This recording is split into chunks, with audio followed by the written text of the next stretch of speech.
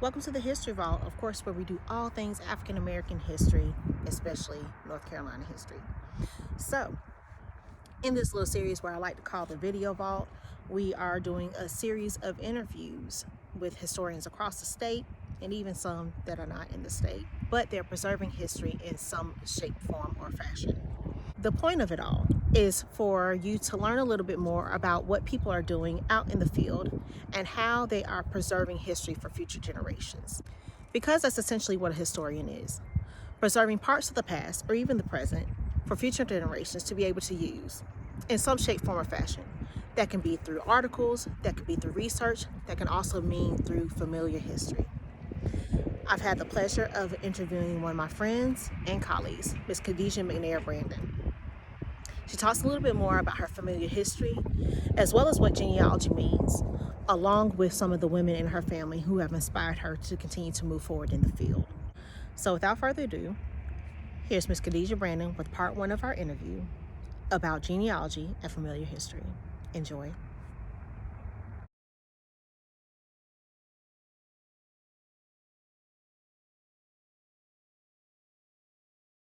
Hello, I'm Khadija. I am a public historian, and so I am particularly trained in managing and working at historic sites. And so I love interpreting history, researching genealogy. So yeah, those are kind of like the broader like titles of all the things that I do. I think kind of the umbrella term is public historian. So I really enjoy interpreting history for the public, so adults, children, um, and particularly the history of slavery. Uh, but Black history of any kind is really inspiring to me and important to me. So I've spent the last 4 or 5 years really researching and understanding the history of slavery in Piedmont, North Carolina.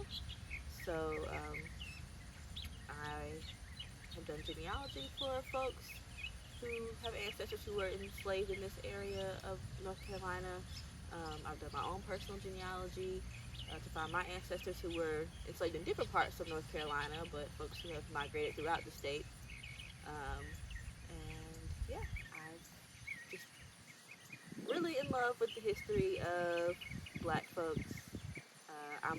I am a Durham native. I'm born and raised here in Durham, so the history of Durham, Black history in Durham, is really important to me, and I have some knowledge of that. Yeah, I feel like there are a lot of things that I really love to research and understand when it comes to Black history. Um, yeah, I would call myself an expert in like Black Piedmont, North Carolina history.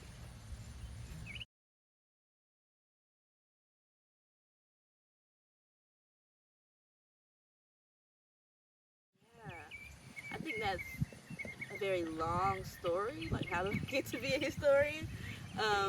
Because I really do feel like it started from birth. So I do think there were a lot of things that happened throughout my life and before I even existed that put me on this path. Um, and My great grandmother was an African American studies teacher. She was an educator. And I didn't even know that until I was into African American history. She was in Washington, North Carolina, teaching.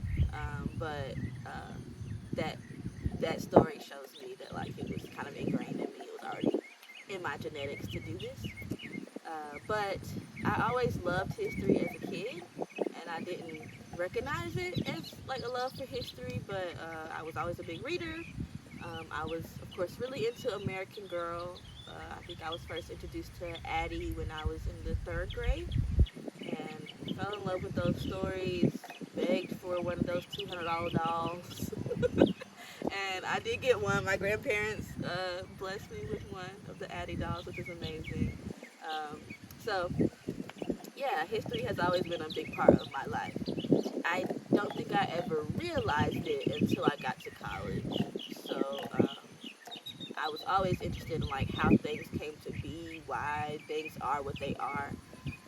But when I graduated high school, I went to college, and at first I thought I wanted to be a chef. And I started there, and I was like, no, I think I want to be a nutritionist. I was like, no, I think I want to do fashion merchandising.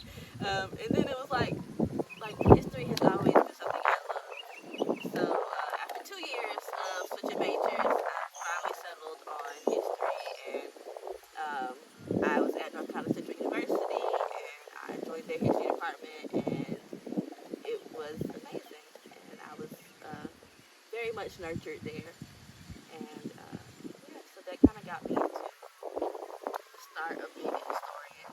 I think the biggest challenge, of course, is like the records.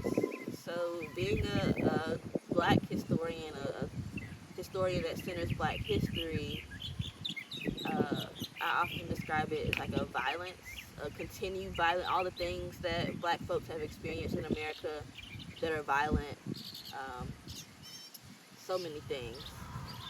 But I also recognize the fact that the records are not there as a violence that is perpetrated today still. So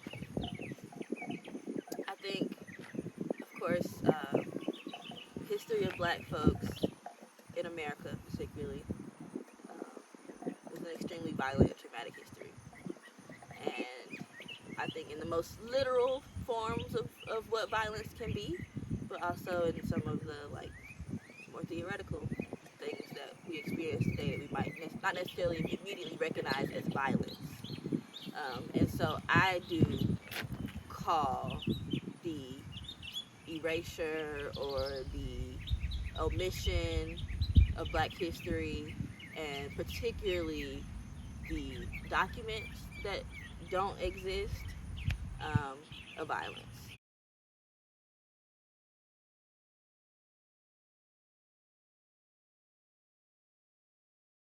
I believe one of the biggest challenges I face in being a black historian is the violence of the records uh, not existing or being very far out of reach. And so, in the literal sense, I'm trying to understand genealogy or people's family lines, where folks have ended up, where they've come from.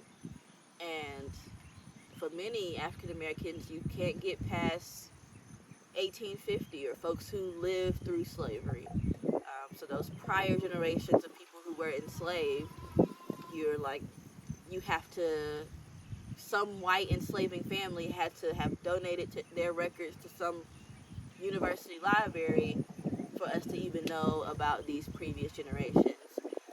And then that also can only get you so far sometimes. Like, more often than not, we don't know about those generations who were forced from Africa. So I think that is kind of the most present challenge that I recognize, that I face on a daily basis. And it is a challenge in that, like, I'm always trying to repair it. I'm still gonna look for those records, even though that I can't find them right now, or it just feels impossible. Like, I'm still gonna keep looking. So that's one challenge.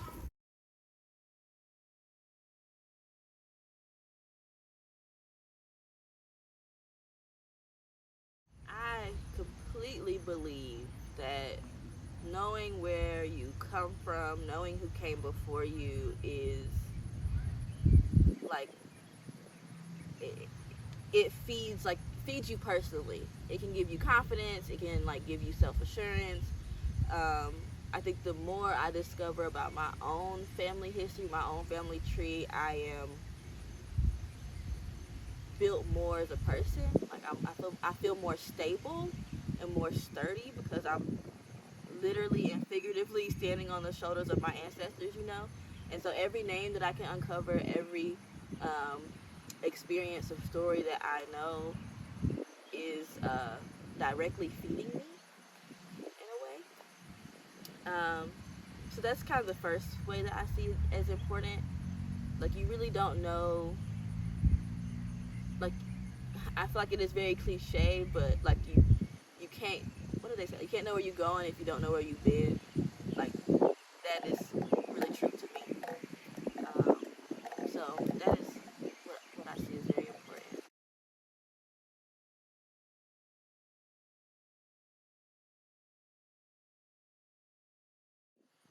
Yeah.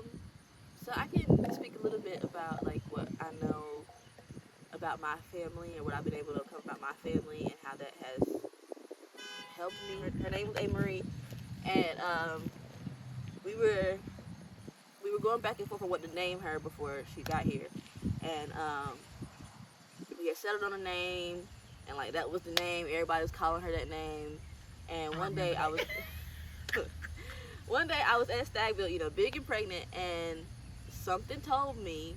I also saw this quote somewhere on social media where somebody said that the most common name for God is something told me, or I heard something that said.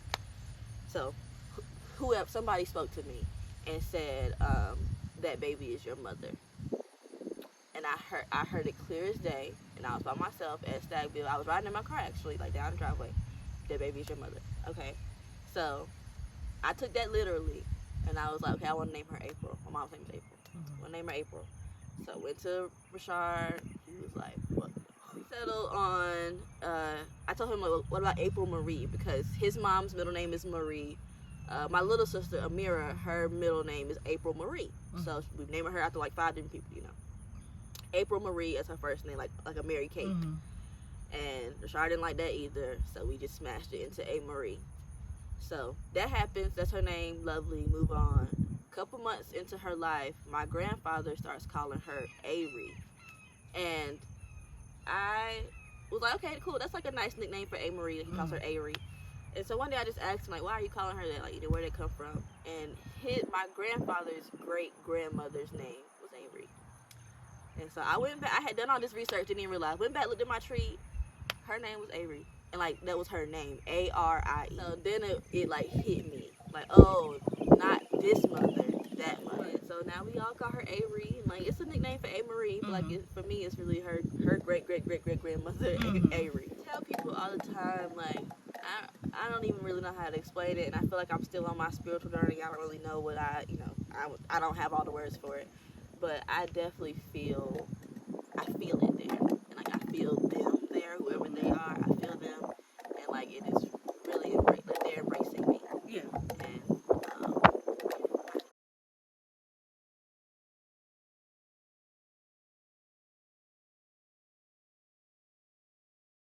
yeah, it definitely feels, I guess, like, I always use the word, like, intentional. But I think, like, divine is also a word for it. Like, it feels like I'm being moved, and I don't know what's going on. But, like, I was telling somebody that every year on my birthday, I'm invited to Horton Grove for, like, to do my job, just to, like, be there, open buildings, talk about history, and somebody, whatever is happening, somebody invites me into a, like, emotional reflective experience, and, like, in different contexts every time, but it's always around my birthday, and whatever it is, I end up sobbing, like, at Horton Grove. So, like, this year it was a descendant invited food advocacy group. So they came to Stagville, and, like, we were just sitting there talking, like, he's talking about his ancestors who were enslaved there. I'm just sharing the history of the site, and it's like a group of 10 people. We're sitting in a circle out there, and, like, I don't even know what it was, but it was just like a wave of emotion. I think I told you that one year Michelle was out there with her friends. Yeah. And they invited me. I was just there to open the building, and they invited me in to, like, call on my ancestors, and, like, these were all, like, black women who were older than me, and they all had on they were all in all white. Right, yeah. And, like, it was just beautiful. And it's always around my birthday, and, like, I genuinely feel like my ancestors are, like, giving me a birthday gift, because, like, why do I keep ending up in these spaces in the same place, feeling the same way, thinking about y'all? That place is I don't know, magical is not the word, but it is spiritual. It is, and, like, it also feels like you have to, I mean, of course they and like they in the big sense of the word. It feels like they want us, like, you have to be open to what they want to. I mean, of course they choose who they want to give it to. Absolutely. And like they and it, I'm using these like tiny, but I don't know what it is. But you also have to be open to it.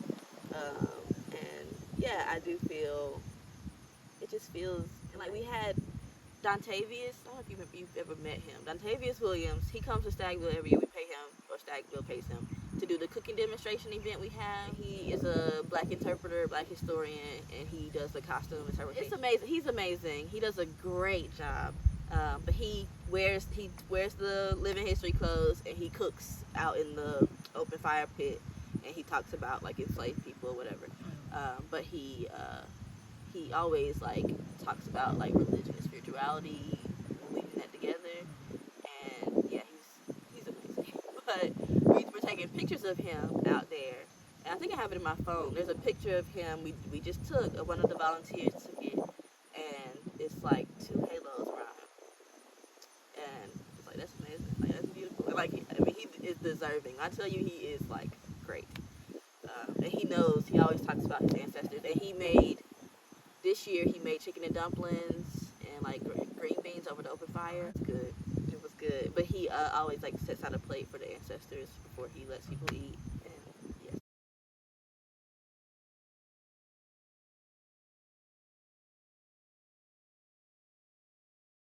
And I was talking to this person at my job yesterday, and like lovely lady. Um, but and like I'm in total support of what she's doing. She's writing her own family history. She's a white woman. Her ancestors were enslavers in another state, and she's writing a book about that, and like her confronting that history. And she was expressing to me that like she knows she has records of the people who were enslaved, their names of some of the folks who were enslaved by her ancestors, and there's a lady who has a couple children who are listed as mulatto, an enslaved woman and her children. And so she's she was telling me she was hesitant to kind of outright say that her white ancestor, the enslaver, fathered these children. And like she was concerned about, like, of course speculating because we don't know, but also like recentering a white man's experience in storytelling of these enslaved women, which I feel like are like good things to be talking about. But I did tell her, like, you need to. I would, if I'm writing this book, if I was writing this book, I would leave my reader with all the possibilities. I'll be honest about what I don't know, but also say it could have been him, it could have been him or him or him. You know, like, just like how some of these stories are told, and how like some things we call fact that like we don't really know. You pulling stuff off Wikipedia, like that kind of stuff, and like I mean, Black history is also really hard because like a lot of it can be speculation, a lot of it can be like hearsay and all that stuff, and those things are important. But I just think we need to preface all that when we are talking about our history.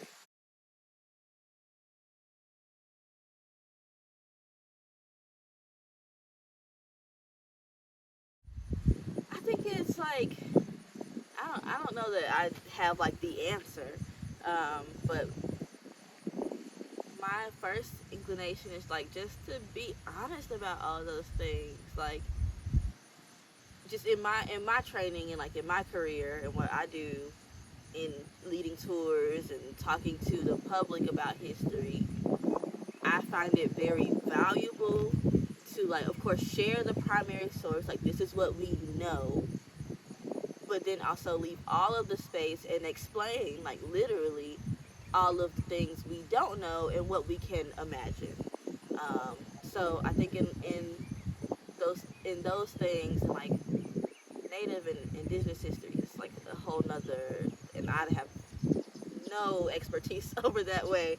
And like just I'm learning a lot more about the erasure of, I mean, all the ways that Native American history is just, it's totally not well taught, but also intentionally destroyed. Populations violently destroyed, removed. So hard because, yeah, like, I mean, I don't want to ever feel like it's impossible to uncover the truth.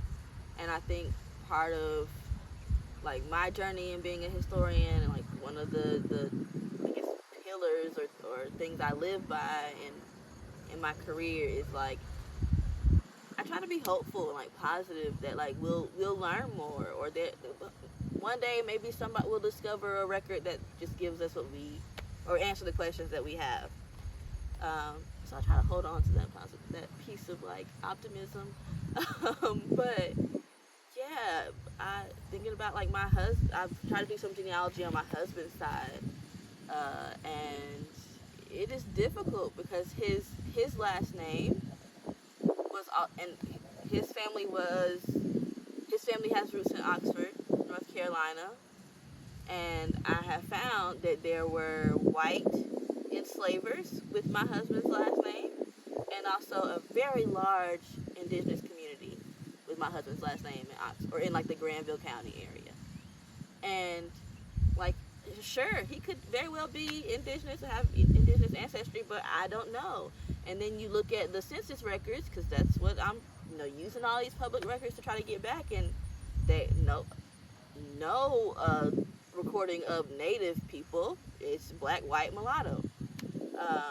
And so then that kind of also leaves us with questions, because like, and I was finding like households that were they were listed as mother, fathers, children, and everybody had a different race, and so like I'm sure they were all shades, but still like it's challenging as a historian and a genealogist. Yeah, it's challenging as a genealogist to try to like piece together, because yeah, it's a I think it's a Abraham Brandon is like the ancestor that I'm looking for on my husband's side. And yeah, I found actually I found an indigenous family in that area, and there's someone in the family that has that name. And then there is a white enslaving Brandon family who come from Virginia to like that part of North Carolina. And I believe they enslave a person also with that name. So it's like I have these two, like, is it native indigenous Abraham, or this enslaved person? I don't know. I don't know. It is hard. It's challenging, but I do think like in doing that research for my husband, or really I'm doing it for my children. But in doing that research, I saved all the records I have about both of those folks, and trace them back as far as I can, and just sit with the possibilities of who either of them were, and yeah, I think it's valuable to just know, and kind of going back to thinking about that violence of studying Black history and what we're able to know. Like, I want to fill myself and like my mind with everything I can know, and even if that means that there's still some questions around it, or I'm not fully sure, like I want to at least know all that there is to know about the stuff. So yeah, you were just speaking about like the misspelling of names, or names being spelled crazy. Actually, one part of my family, and I told this story 1,000 times, so I think it's interesting. But one part of my family, my mother's father's side, they are O'Farrows. That's their last name, and it's O''F''A''R''O''W. And that's the name that I heard growing up, and I thought it was just a unique name. I thought once I got older, I thought maybe somebody chose that name because I'd never heard it before. So you give it okay. So I started doing my genealogy for my family, and started researching that side of my family. And I got back like 2 or 3 generations beyond my great grandmother. So my like third great grandparents, folks who like lived. I didn't even get to folks who lived through slavery. It was like a generation like right after. And I just couldn't find anything else. Like I just was stuck. And like maybe a year or two go by, And I asked, or my cousin told me, he said, why don't you try looking for other spellings? I was like, that makes sense. Yeah, I'll do that. So I was on Ancestry, like doing the census, and that was what I was looking at. And I tried a PH instead of an F. Came right up. And so, of course, the name was just misspelled. And then I realized that it was sometimes O'Farrell with a PH, and sometimes it was O'Farrell with two L's. So that got me back to a man named Titus, who was, and this part of my family also is the part of my family that's from Washington, North Carolina. So like all these generations were in Washington as far as I could tell. And I thought that they probably were enslaved out there. So did all this searching. I got back to a man named Titus who was on the 1850 census. He's in a household by himself. He's listed as black, and of course, in 1850 during slavery, uh, there was no race recorded because everybody was white. They weren't, recording, or the race column was there. They weren't filling it in because everybody was white. But Titus is there in a household by himself, and it says black, and it said that he was like 40 or 50 in 1850, right? So, and this was Orange County. This was Orange County census. And I was like, is this my type? But it was Titus O'Farrell. And so I'm like, let me keep digging. And of course, my first thought, because he's on the census, is he must be a free person in 1850. But he's living in a household by himself in Hillsborough. Like, also knowing that, like, Hillsborough, there's a lot of enslavement in Hillsborough. So that was like a year after I had just got done interning with the Orange County Register of Deeds. So I was an intern there. They were transcribing all of the deeds that were transactions of people. So every time a person was bought or sold in the county deed book, we digitized it. So I did that for like a year. I had just gotten done with that. And so let me look for Titus in this database that I just worked on. Type in his name. He was bought and sold 6 times. He was in there 6 times. 6 times. And since the age of 12, he was like 12 the first time, and he was enslaved by a white man with the last name O'Farrell. And I was like, okay, well, that's where the name comes from. And I thought, my mom's family, my grandparents, my mom's side are from different parts of North Carolina. My dad's family is from like the Fayetteville area.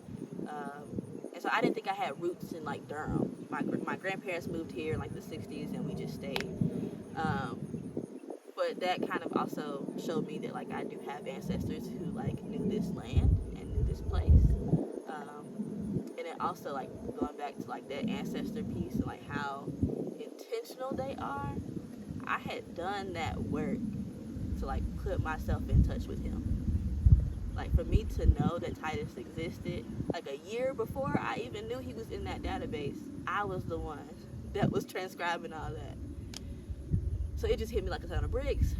I remember it was the middle of the night when I figured it out, and I was sobbing. I had just had my first baby. She was like a newborn, and I called my mama like screaming, like I found him, like this is where he is, and like his name is Titus.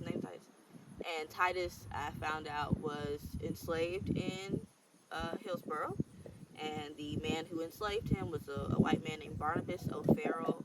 Barnabas was a landowner. He owned a lot of land, but he was also a doctor. Barnabas, I strongly believe that Titus was enslaved on one piece of land that Barnabas owned, and Barnabas was renting that land. So I also found newspaper articles where Barnabas was advertising rental of land that also had an enslaved man on it, and I think that was Titus. And so Titus would live through enslavement, and he was in his 60s when slavery ended, and he moved his family to Little Washington, and my family has been there for generations, and it's because of him that they are there. And I know that Titus and his children are buried out in Washington. I know the cemetery they are buried in. And my great-grandmother, so this would be Titus's great-great-great-great-granddaughter, I knew her. She was born in 1921, I believe, and she passed in like 2014. And she's a lovely lady. But she lived in Durham for a while, and when she passed, we, of course, took her back to Washington, and she's buried with her family. But didn't know at the time about Titus, but once I started researching and found out about him, the cemetery that my grandmother and her family and my family are in is about 2 minutes down the road from where Titus is. So I know Titus and his family are buried like right up the street from where the rest of their family are buried. Like I had been, of course I was at her funeral and we were there, and I haven't been able to get back to Washington since, but I really want to go back to Washington so I can visit her burial site, but also try to see Titus's. And I think it's probably a place that hasn't been kept up, like a cemetery that hasn't been cared for. But I know where it is, and hope I can get to him one day. But yeah, that is kind of the clearest story of kind of some of the genealogy research I've done for myself. I've done other parts of my family, and I've gotten back to those generations right before slavery ended, or right after slavery ended. And yeah, I'm still digging on like other sides. And I have speculation about like who some of the enslavers were in other parts of my family. Of course, 9 times out of 10, the folks who are on my ancestors who are on the 1870 census, I will look at their surname and then go to the slave schedules and find a white person in the same county with that surname. So I kind of have an idea of like where my folks were enslaved. Actually, my grandmother,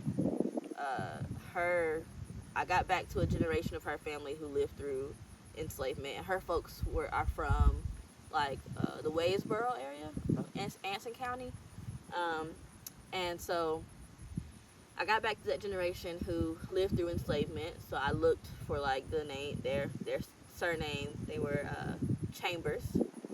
I looked for their surname on the slave schedule, found a white man named Wilson Chambers, and his plantation house is on the National Register of Historic Places.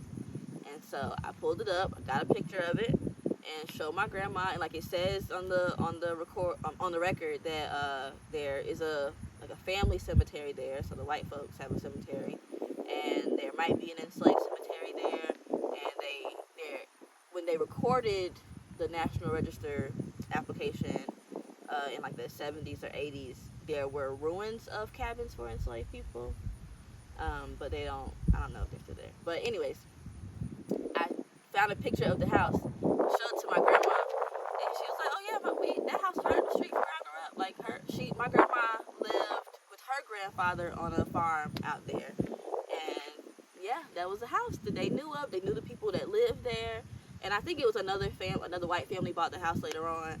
But yeah, I was like, I think that's the house y'all folks was enslaved in, 2 minutes down the road from where she grew up.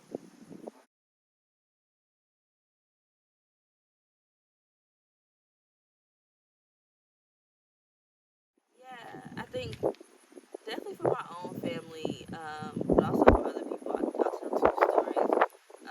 With my family, with Titus, and thinking about his experience and like all that I'm able to know from the record, I know that he lived. I know that his enslaver was trained as a doctor, or a doctor for that time in the early 1800s.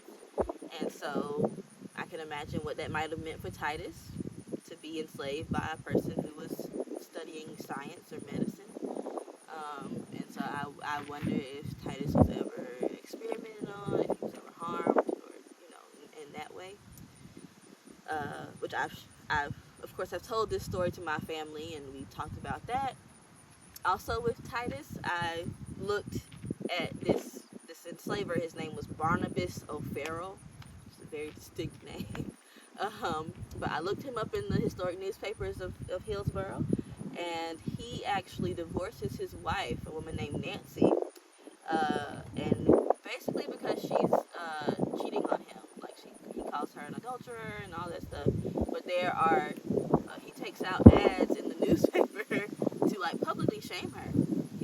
writing in the newspaper like, I'm telling everybody. I can't remember exactly what the verbiage is, but telling everybody that his wife has been sleeping around. So also, what did that mean for Titus if he's enslaved in this? I don't know. Like, like what? And like, of course, we understand like women's rights in 1800 like non-existent. Who knows what the truth is? I don't know. And then I found Barnabas's will. So he dies like right before slavery ends, and Titus is not listed in the will, but there is another enslaved woman named Rose listed in the will. And side note, Rose is listed as being she's enslaved by Barnabas. Basically, Barnabas writes in his will that he doesn't want to free her, but he cares about her so much that he's going to give her to a neighbor, and he's going to also give the neighbor $100 because Rose is elderly, and he wants the neighbor to like keep her in comfort. Yeah. So I do see Rose. Titus's daughter, her name is Rosanna. And so we also think about the naming practices of enslaved people. They would name their children after their parents, or they would pass those names around. So I think it's very likely that Rose was Titus's mother. And she would have been maybe 10 or 20 years older than him, from what I can assume. But okay, that was a side note. But Barnabas's will, he only talks about Rose as being the only enslaved person in his will. But he writes that because his wife has been cheating on him, he's not leaving her anything or the children, because he says he doesn't think that, he's not sure that the children they had or the children she had are his, right? So that happens. So I'm going over these deed records, right? The last 2 deed records for Titus, somehow Titus ends up with Nancy, with the wife. And so Titus, at about 30 or so, Nancy acquires him through Barnabas's estate. So somehow she does acquire some wealth person from Barnabas. And then right after she is like granted ownership over Titus, she gives Titus to her son. And so just thinking about like the like emotional and like challenges of like that story, right? It is kind of, it's hard to think about what all those things meant for Titus. What did his life truly look like? And yeah, I think also in doing the work of transcribing those deeds of enslaved people, of course, many of those folks were children, which is always really hard for me to sit with, especially now being a mother myself. And like in the ones where people are transferring inheritances of people, it always says, it'll, I had to learn a lot about like that old timey phrasing to read those deeds, and like it'll say in consideration of, and usually it's an amount. So I'm gonna pay this person however so many dollars for an enslaved person. But when it's an inheritance or someone's giving something to their children, it says in consideration of the love and affection I have for whoever is receiving. And it's just like, that was always striking to me, because a white mother is giving her son a person because she loves him. So in some of the research I've done for my genealogy research I have done for my job, there was a descendant of people who were enslaved on the site, who I was doing their genealogy, and their ancestors were a part of a Christmas gift. So I had to like explain to this person that like, here are your ancestors. I found them. They were enslaved here on this land, and they were a Christmas gift. And yeah, that was hard. And we were on the phone, and it was just like a pause. And like, you just have to don't know. I feel like it was difficult to say, but I had to say it. Like I had to say it, because it's the reality, and we want to know, or we need to know, and like kind of going back to like the you don't know where you've been, or you don't know where you're going if you don't know where you've been, and like I think we can like always sit in like the joy of what people experience and like the happy and positive things, but we have to sit in the negative things. And I always tell people like I wouldn't be here if my people didn't survive, and like all that they survived. You know, Jim Crow, slavery, segregation. I mean, and then down to like childbirth, sickness, disease. You know, all the things. And like I remember being pregnant and like talking to people about the history of slavery, and like being terrified. Like the first time I was pregnant, I was terrified.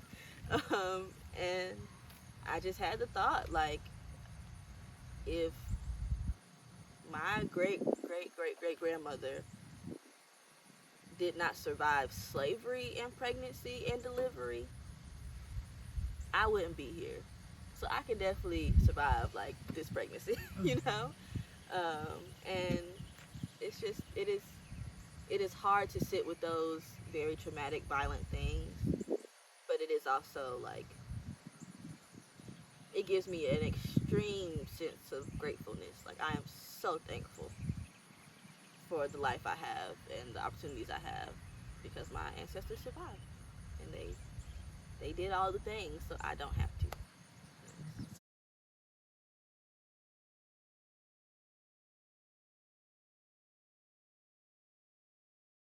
So many people, and I think like the most like I mean, I don't know, everybody's valuable, everybody has played a part in like assisting me and putting me where I am, but like I cannot not talk about my Eagle family, you know, like I wouldn't be doing anything I'm doing right now if it wasn't for all my friends, my professors, like everybody there.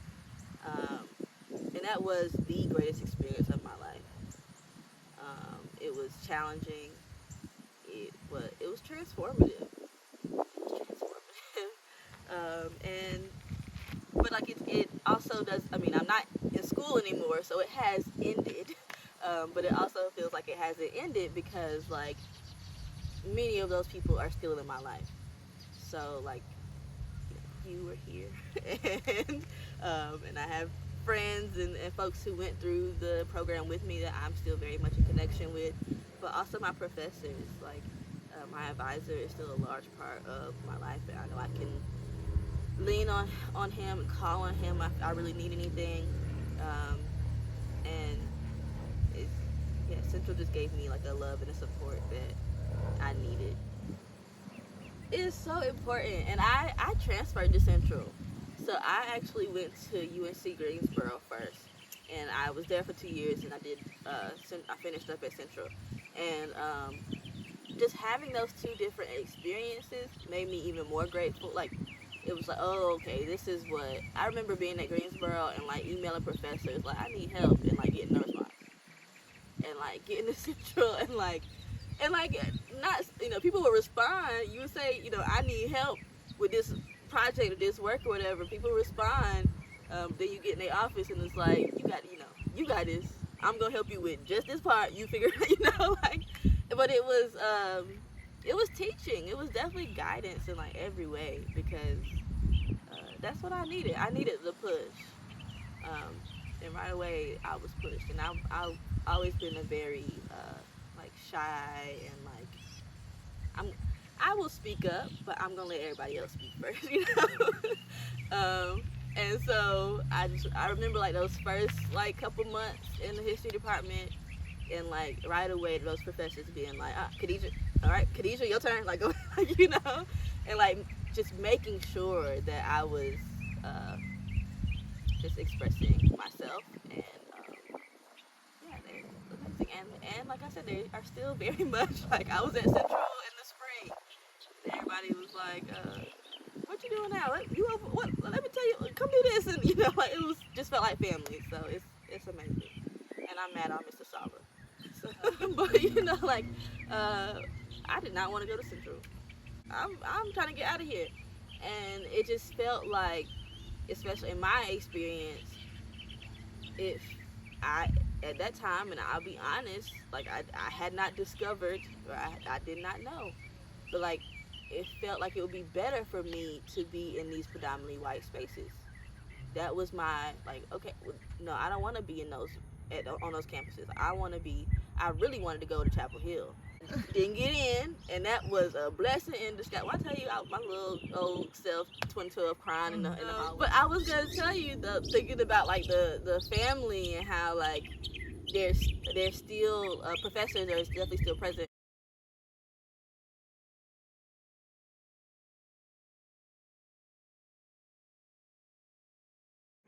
I think working in the field is definitely my passion. I feel like really fulfilled by my work, and I'm very excited when I learn new stories to share with people, or like through research or talking to my colleagues and people I work with who are also doing research, and like just learning about um, having the opportunity to like grow a narrative is what is really exciting to me. I think sometimes historic sites particularly can be kind of static in the stories they tell or how the tour is framed or like things like that, and I'm really excited about places that are actively continuously like shifting and adding to their narrative. And I do think that sites should have have themes, like have a guiding principle, but it is important to have to continue to grow that. I think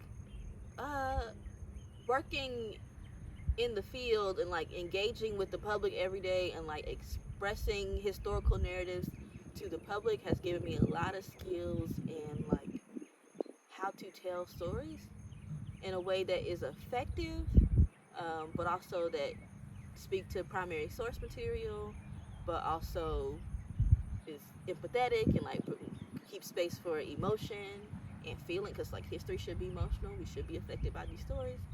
Um, so I think just all of those skills that come with storytelling really help me in the other parts of the work that I do. So in genealogy, being able to share with someone a story about their ancestor and framing it in a way that speaks to the document I'm sharing, Um, uh, Also, like piecing together narratives from these primary source documents, and like what we can know, but also kind of particularly like census records and like looking at family growth, or who's living with who and how they're connected, or what their occupation is listed as, and kind of taking these like individual records and kind of melding them into a story, a fuller story. Yeah, I think just story working in the field really helps me to like really grow my storytelling when I'm doing genealogy work, or other types of history work.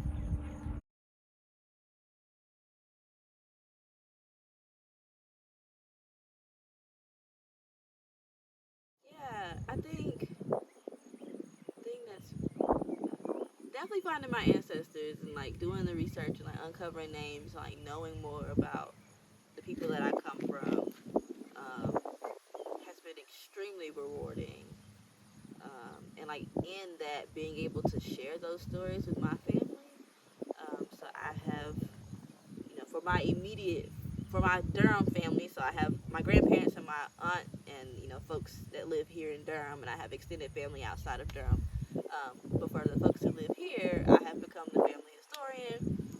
So we hosted a family reunion in August, and I had to give a presentation for everybody, which was lovely. And so that part has been rewarding too, and uh, being acknowledged, like recognized by my family as a resource, and like a keeper, like I guess a family historian. Like, I hold these these things, and I'm definitely not uh, keeping it from anyone, but just kind of being a repository and like sharing it with my family has been really rewarding. And the same for my children. Like, I think I have little babies, but so I'm still kind of finding all that motherhood means to me. But of course, one of the biggest things for me is just like sharing these stories with them, and they're still little, and sharing it as much as I can that their minds can hold on to. But just them knowing about their ancestors and who they're named after, where their names come from. And yeah, my great grandmother was Blanche, and she's the one that passed in 2014. She was the African American Studies teacher in Washington, and yeah, my 3-year-old will ask me about Grandma Blanche. And like today, we were talking about birthdays in the family and who's, because my birthday just passed, so she's like, well, when's my birthday? And I'm like, we got to get through so and so's birthday now, so and so. And so she's starting to list names of family members with me, and she says, and Grandma Blanche, when's her birthday? So just like, it's beautiful to me that she will recall the name of Blanche, even though she never knew Blanche. It's just like rewarding to like share even those names with her, and like she can hold on to them and know that those folks came before her.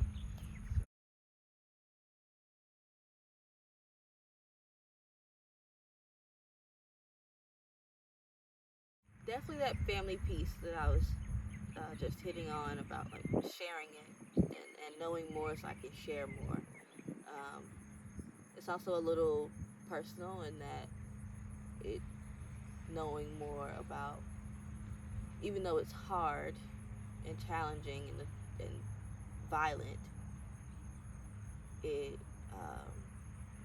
makes me very. I guess I'm thankful for those who survived slavery, who survived everything after slavery, um, because I'm here.